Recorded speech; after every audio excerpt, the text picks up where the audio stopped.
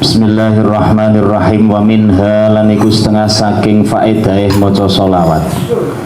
Setengah di antara faedah-faedah dari membaca sholawat, annaha satuhune sholawat, bahwa sesungguhnya sholawat iku sababun minangka dadi sebab li syafaatihi maring syafaate Kanjeng Nabi wa syahadatihi lan neksenine Kanjeng Nabi sallallahu alaihi wasallam. Jadi syafaat menjadi sebab sholawat menjadi sebab dari mendapatkan syafaat dari baginda Nabi dan juga mendapatkan persaksian besok di hari kiamat dari baginda Nabi. Fafil khobari lan iku ing dalam hadis, disebut dalam setengahipun hadis as-sabiq yang sudah disebutkan di kitab ini di depan. Diulang lagi di sini, waman zada sobabatan wa syauqan kuntu lahu syafi'an wa syahidan yaumal qiyamah. Sing sapa wonge nambahi, tegese membaca sholawat ditambah lagi dan terus menerus bersolawat kepada baginda Nabi, syauqan karena kerasa kerinduan, rindu yang memuncak, karena syauqan niku sak dhuwure kangen ya. Jadi kuntu lahu syafi'an, pangendikan baginda Nabi, kuntu mongko ana sapa ingsun lahu kanggone wong mau syafi'an menjadi kang maringi syafaat wa syahidan lan kang nekseni yaumal qiyamah ing dalam dina kiamat. Aku baginda Nabi, ngendikane baginda Nabi, akan mensyafaati, akan menjadi orang yang menolongnya dan menjadikan menjadi saksi baginya yaumal qiyamah, besok di hari kiamat. Keterangan ini dalam hadis yang diriwayatkan di sini oleh riwayat dari Ahmad, Imam Ahmad. Selanjutnya wa mimma ia dulu ngala anna sholati alaihi sholatu wassalam, wa mimma lan iku setengah saking perkara ya dulu kang nuduhaken ngala anna sholati ngala anna sholata ing sak temene setuhune maca sholawat alaihi ngatasé Kanjeng Nabi iku sababun minangka dadi sebab li syafaatihi sadateng syafaate Kanjeng Nabi.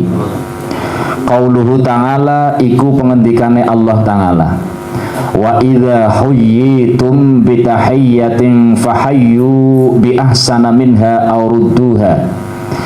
Pengendikane Allah dengan ayat Al-Qur'an, bahwa setengah di antara yang menunjukkan menjadi dalil bahwa sholawat kepada baginda Nabi menjadi sebab akan mendapatkan syafaat pertolongan dari baginda Nabi, yaitu mengambil dalil dari satu ayat, wa idza huyyitum bi tahiyyatin fahayyu bi ahsana minha aw rudduha. Wa idza huyyitum lan nalikane den paringi penghormatan sapa sira, ketika engkau diberikan penghormatan bitahiyyatin dengan suatu penghormatan, fahayyu mongko podo maringono penghormatan sapa sira, maka balaslah penghormatan itu bi ahsana kelawan perkara kang luwih bagus minha saking penghormatan yang engkau terima, supaya membalas ketika diberikan penghormatan oleh seseorang, untuk membalas dengan penghormatan yang lebih dari yang dia terima. Aurudduha utawa mbalekake penghormatan iku wau, atau minimal sama dengan apa yang kita terima penghormatan itu. Ini ayat dalam Al-Quran. Ketika engkau diberikan satu penghormatan, maka berikanlah balasan penghormatan itu kepada orang yang memberimu penghormatan dengan lebih atau minimal sama, aurudduha atau sama dengan penghormatan yang engkau terima.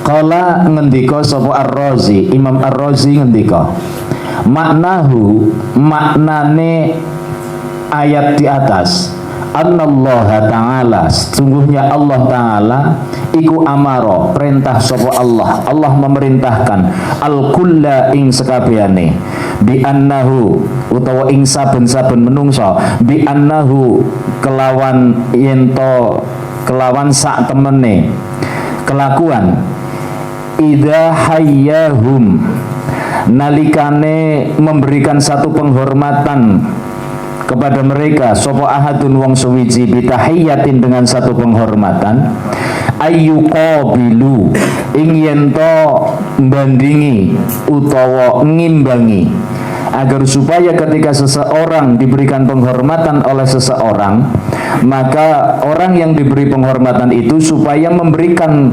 penghormatan mengimbangi memberikan penghormatan mengembalikan penghormatan itu tilkat tahiyyata ing penghormatan iku bi ahsana kelawan kang luwih apik dengan sesuatu yang lebih baik dari penghormatan yang diterimanya minha saking tahiyyah au bi ayyaruduha atau minimal memberikan penghormatan yang sama.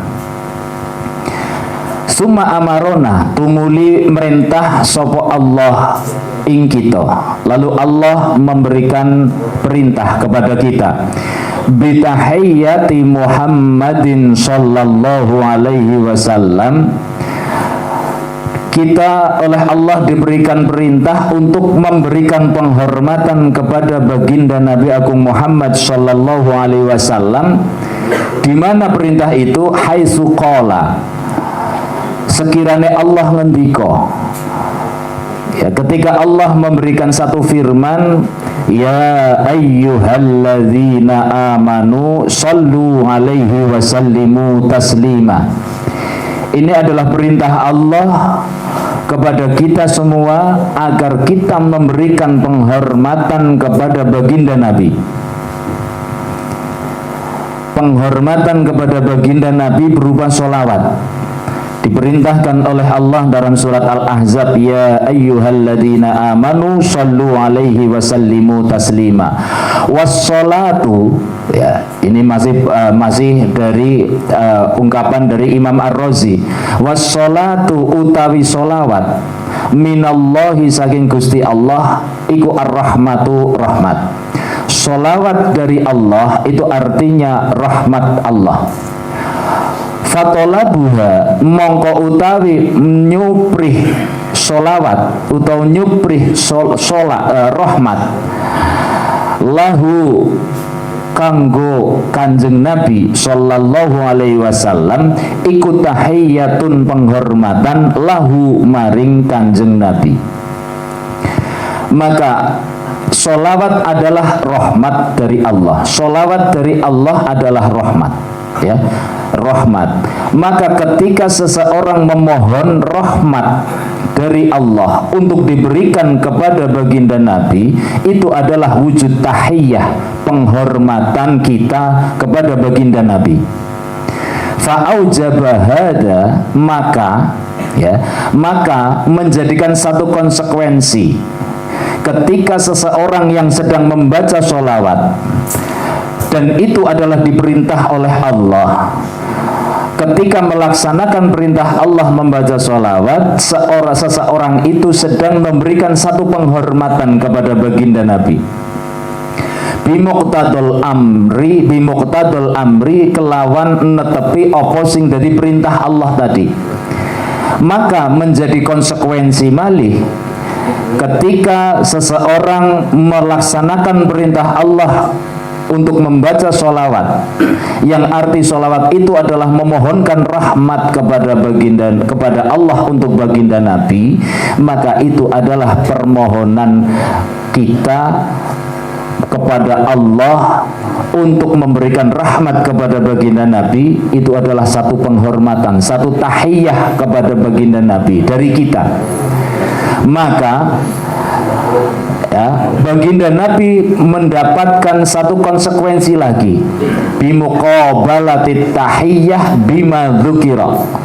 Maka baginda Nabi terkena khitab, ya, baginda Nabi terkena khitab, barang siapa diberikan penghormatan maka berikanlah penghormatan yang lebih baik dari yang ia terima.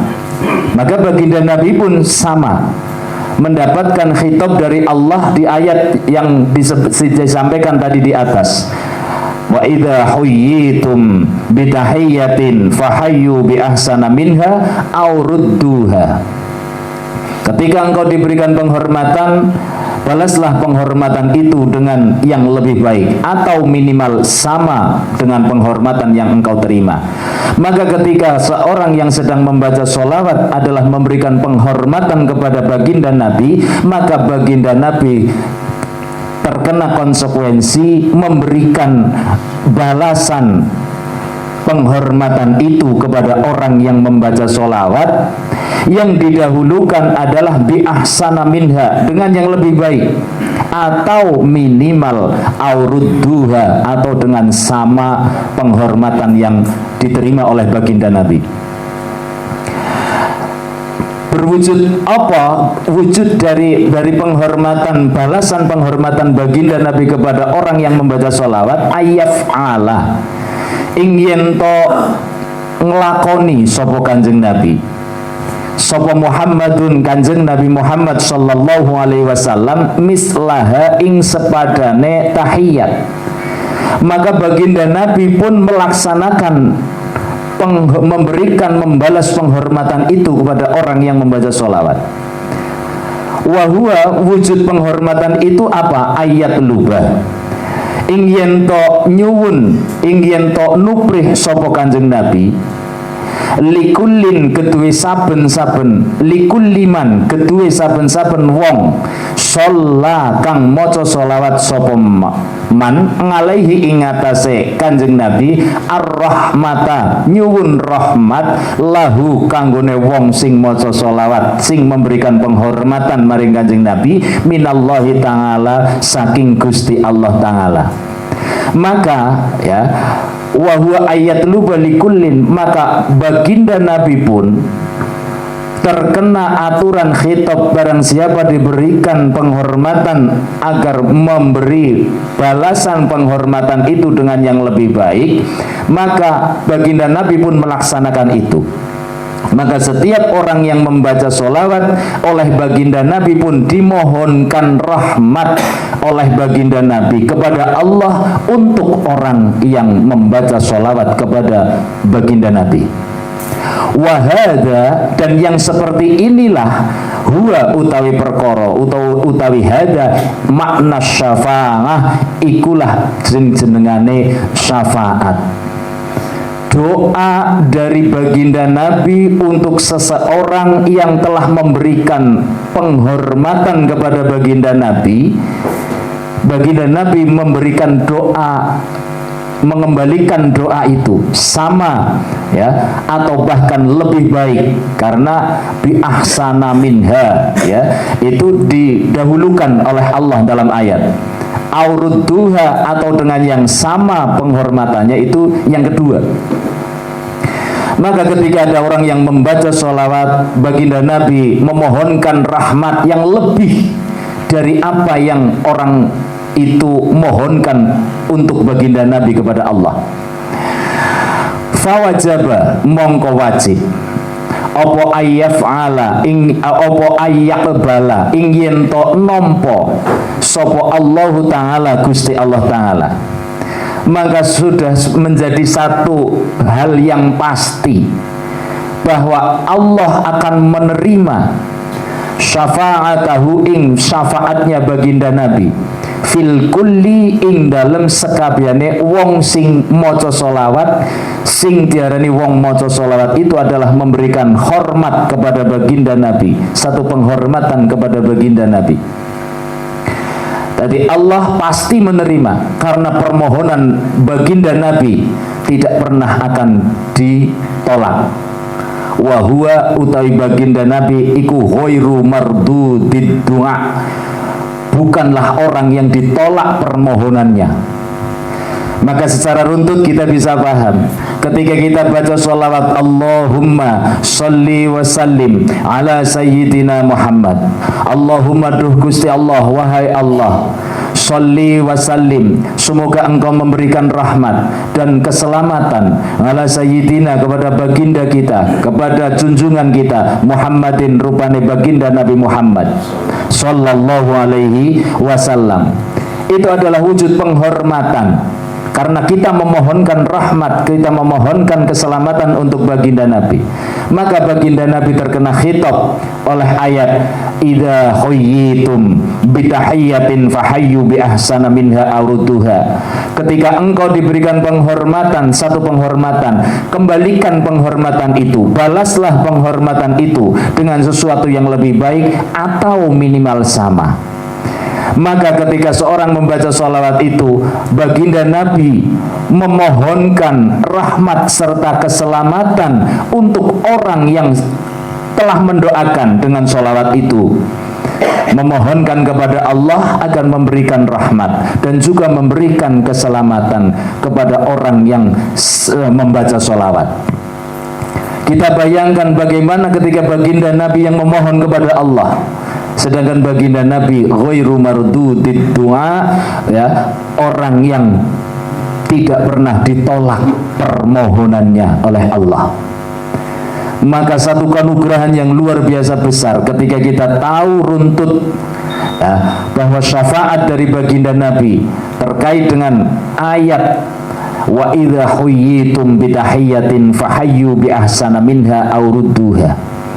Itu menjadi satu hal yang luar biasa. Seseorang yang baca sholawat langsung didoakan oleh baginda Nabi dengan lebih baik dari permohonan yang ia mohonkan untuk baginda Nabi. Karena dengan aturan bi ahsana minha au rudduha, memberikan balasan ketika diberikan kebaikan atau penghormatan, itu yang diutamakan adalah untuk membalas dengan yang lebih baik. Ya, semoga kami paham. Ya, intaha, habis pengendikannya Imam Ar-Razi. Wa yu'ayyiduhu, dan menguatkan dari qaul Imam Ar-Razi apa qaulu ba'duhum, pengendikannya sebagian ulama. Ada lagi yang menguatkan dari pengendikan dari Syekh Ar-Razi tadi, lam yatruk, orang ninggal sapa Allahu Gusti Allah an-nabiyya ing Kanjeng Nabi Muhammad sallallahu alaihi wasallam. Allah tidak pernah membiarkan kepada baginda Nabi tahta minnati ummatihi, tidak pernah dibiarkan oleh Allah baginda Nabi berada di bawah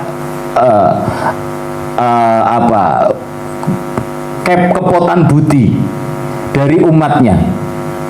Tidak pernah baginda Nabi dibiarkan oleh Allah berhutang budi kepada umatnya.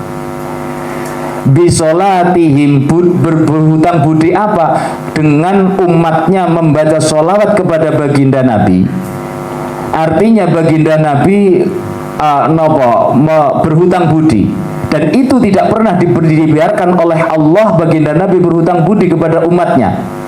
Hatta ngawwaduhum, sehingga Allah memberikan satu ganti minhu, saking baginda Nabi, bi amrihi, kelawan memberikan perintah kepada baginda Nabi, bisolati, kelawan bersolawat, ngalaihim, ingatase umat yang bersolawat kepadanya.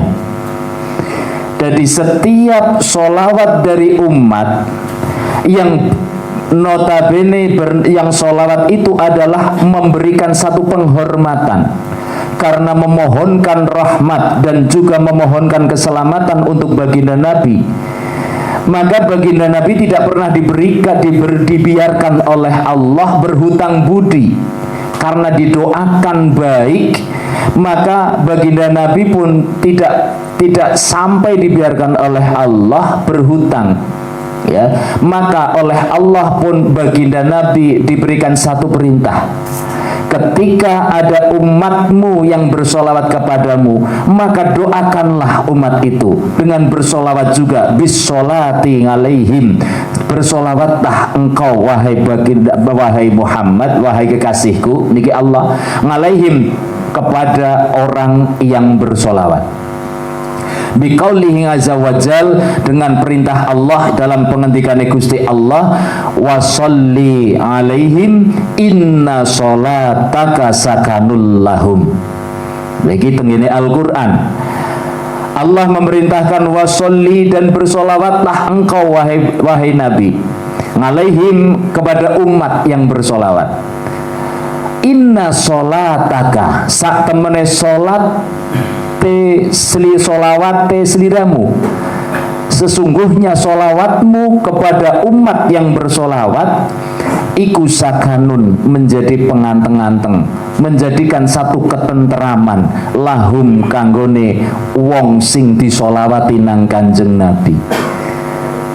Maka kita menjadi paham ketika kita bersolawat kepada baginda Nabi, setiap hitungan solawat kita dibalas pasti oleh baginda Nabi, karena ketika baginda Nabi tidak membalas, maka baginda Nabi berarti dibiarkan oleh Allah berhutang budi kepada yang mendoakannya, karena solawat dari umat adalah doa untuk memohonkan rahmat dan keselamatan untuk baginda Nabi.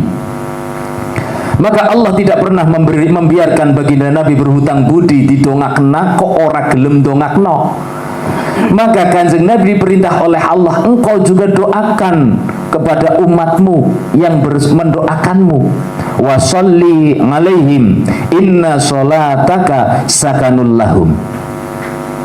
Berarti maka coba kita angan-angan, apa yang kita dapatkan ketika kita membaca sholawat, kita didoakan oleh baginda Nabi, sedangkan doa permohonan baginda Nabi adalah baginda Nabi orang yang tidak pernah ditolak doanya oleh Allah. Maka maka kita akan menjadi paham ketika kita bersolawat kepada baginda Nabi, baginda Nabi memohonkan sebagaimana yang kita mohonkan untuk baginda Nabi kepada Allah, maka berarti setiap kita sedang bersolawat, kita sedang didoakan yang terbaik oleh baginda Nabi, dan doa dari baginda Nabi tidak akan pernah ditolak oleh Allah. Bayangkan ketika kita bagaimana menginginkan untuk bisa didoakan oleh orang banyak. Tolong aku didoakan. Kadang kita sowan kiai minta doa, minta didoakan. Orang yang membaca sholawat ora kurwong akeh sing dijalui doa. Tidak hanya orang banyak yang kita minta doa, tidak hanya seorang ulama atau kiai bahkan wali yang kita minta mendoakan kita, tapi ketika kita bersolawat secara otomatis Allah menyuruh baginda Nabi untuk mendoakan orang yang mendoakan Kanjeng Nabi, dan itu perintah Allah. Allah yang memerintah, dan baginda Nabi ketika melaksanakan mendoakan umat yang bersolawat kepada beliau, berarti doa baginda Nabi tidak akan pernah ditolak oleh Allah. Wis dongane Kanjeng Nabi ora ditolak, sing perintah ndongakan Gusti Allah. Kowe nek disolawati aja meneng bae, kowe yo ndongakno sing maca selawat maring sliramu, kasarane ngoten. Mang bayangaken, ketika Allah bersolawat kepada kita, sedangkan kita bersolawat kepada baginda Nabi, ya, baginda Nabi pun bersolawat kepada kita, dan malaikat dalam keterangan hadis yang lain juga bersolawat mendoakan kepada setiap orang yang bersolawat. Maka kita bayangkan wong sing maca solawat, Allah bersolawat, malaikat bersolawat, baginda Nabi mendoakan kepada orang yang bersolawat. Terus apa yang didapatkan oleh orang itu? Sesuatu yang luar biasa, kanugrahan sing ora iso diatung.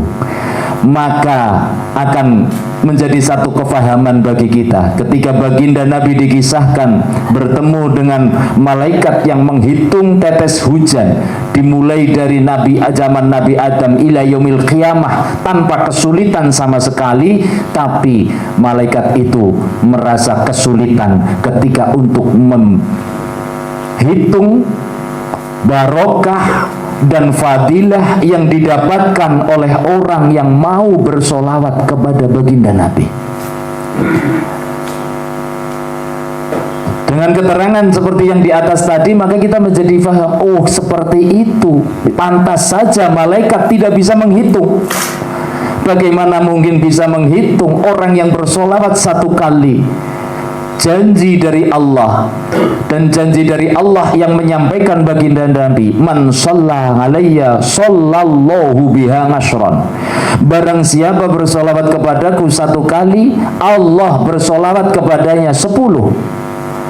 Berarti Allah bersolawat kepada orang yang membaca solawat satu kali kepada baginda Nabi dengan solawat 10. Baginda Nabi bersolawat kepada orang yang bersolawat dengan runtutan seperti tadi yang kita sampaikan di atas, karena sudah menjadi hal yang diperintahkan oleh Allah. Ketika engkau diberikan penghormatan, berikan kembali penghormatan itu, balaslah penghormatan itu dengan yang lebih baik. Maka ketika orang membaca sholawat kepada baginda Nabi, wajib bagi baginda Nabi untuk mendoakan orang itu minimal sama dengan apa yang dia mohonkan, bahkan lebih baik lagi. Malaikat dan seluruh malaikat juga bersolawat kepada orang yang bersolawat kepada baginda Nabi Agung Muhammad Sallallahu Alaihi Wasallam. Maka sulit untuk dibayangkan, untuk dihitung jumlah barokah fadilah orang yang membaca solawat. Ini dari sisi ini kita bisa menjadi faham. Wasu'ila Al-Ghazali rahimahullahu ta'ala, Imam Ghazali ditanya, makna salatullahi ta'ala ngala man shalla ala nabiyhi sallallahu alaihi wasallam nashran. Apa makna solawatnya Allah kepada orang yang bersolawat kepada baginda Nabi? Solawat itu 10. Jadi tadi disampaikan man shalla alayya sholatan wahidah sallallahu biha nashran. Barang siapa bersolawat kepadaku satu kali, Allah bersolawat kepadanya 10. Imam Ghazali ditanya, itu artinya apa Imam Ghazali? Allah bersolawat 10 kepada orang itu artinya apa solawatnya Allah kepada orang yang bersolawat satu kali kepada baginda Nabi? Setiap solawat satu kali Allah memberikan solawat kepada orang itu 10. Itu artinya apa Imam Ghazali? Fa'ajabatu mulin jawab sopa Imam Ghazali, makna solatillahi ta'ala ala nabiyhi, makna solate Gusti Allah, solawate Gusti Allah Ta'ala ngala nabiyihi ingatase nabine Allah, wa ngalal musallina lan ingatase wong sing solawat ngalehi ingatase nabi, iku ifadatu anwa'il karomat. Ifadatu anwa'il karomat, ya, ngrujukaken, nyuntek, menumpahkan berbagai macam kemuliaan. Itu artinya bahwa Allah bersolawat kepada orang yang bersolawat kepada baginda Nabi. Itu artinya Allah menumpahkan berbagai macam kemuliaan-kemuliaan, walato ifin ni'ami, dan juga mengucurkan lembut-lembuteng nikmat Allah yang begitu lembut, yang begitu halus, yang mungkin orang umum tidak bisa membayangkan, ya, nikmat-nikmat itu. Lataifin ni'am artinya lembut-lembuteng nikmat. Itu diberikan oleh Allah. Itu arti solawat Gusti Allah kepada orang yang bersolawat. summa itu minimal. Jadi ifadati anwangil karomat walato ifin ni'am alaihim. Arti solawatnya Allah kepada orang yang bersolawat adalah Allah menganugerahkan karomah, kemuliaan-kemuliaan. Ya, cara menggunakan redaksi bahasa berarti orang yang bersolawat, orang yang mendapatkan keramat dari Allah. Keramat artinya adalah kemuliaan, ya. Berarti wong sing solawat ki wong keramat. Wa keramat apa? Mendapatkan keramat dari Allah, mendapatkan karomah kemuliaan dari Allah. Tidak hanya itu, tapi juga walato ifin ni'am, nikmat-nikmat yang lembut, nikmat-nikmat yang halus. Artinya nikmat yang sampai orang yang diberikan itu tidak menyadari bahwa itu nikmat, ya. Saking lembutnya nikmat itu, ya. Tapi bisa dirasakan. Nah, ini Allah. Maka inilah satu kemuliaan yang luar biasa, barokah fadilah dari orang yang senantiasa bersolawat kepada baginda Nabi. Mudah-mudahan sekelumit ini menjadikan satu kefahaman kepada kita, dadekno kita faham lan mantep, tambah mantep malih anggenipun kula lan panjenengan sedaya ngadah-ngadahken bacaan sholawat sing sanadipun kula jenengan sami dateng Mbah Kanjeng Sunan Ampel Surabaya ingkang nampi langsung saking baginda Nabi. Mugi-mugi kula lan panjenengan sedaya didatosaken dening Gusti Allah senantiasa istiqomah anggenipun sholawat, ditambahi kenikmatane anggenipun ketika kita saweg maca sholawat, ya. Karena itu butuh satu proses. Kadang wong maca sholawat niku karo ngubeng tasbih niku bathuke karo lara. Bathuke lara iki krana napa? Kaya nuwar ngatu ngapa kepriwe angan-angane apa dan sebagainya. Pun terus mawon, ora suwe-suwe ketemu nikmate. Mangke susi ketemu nikmate dengan berjalan itu bahasa beliau menyampaikan sampai balung sungsum anggenipun sholawat, ya. Itu nanti akan mendapatkan satu rasa betapa nikmatnya kita bersolawat kepada baginda Nabi. Sementara kita dengan tukar kawruh anggenipun kita napa memahami napa ingkang dados dipun tampi dening tiang-tiang sing maca sholawat niki rak sederma ben tambah mantep kemawon. Dan ora kudu wong mantep niku kudu anu ngerti, ya, ora kudu. Tapi nek tambah ngertine ya kudune tambah mantepe. Nah niki tambah ngertine kudune tambah mantepe. Wong urung ngerti wis mantep. Ngono iki. Tapi ora menjadi patokan wong mantep niku kudu anu ngerti. Nggih. Nek wong wis kadung yakin niku ora butuh di pengertian, tapi ditambahi pengertian malah menambah lagi keantepane. Dan mudah-mudahan kita istiqomah dalam bermajelis bersama-sama di majelis masing-masing atau majelis yang kita tergabung dalam setengah bulanan di wilayah Banyumas yang sekarang sudah meluas wilayahnya, yang tadinya hanya wilayah Banyumas Timur sekarang sudah bisa meluas ke seluruh wilayah Banyumas yang sudah ada majelis sholawat Kanjeng Sunan Ampel ini atau Jam'iyah Sholawat Wali Songo Nusantara.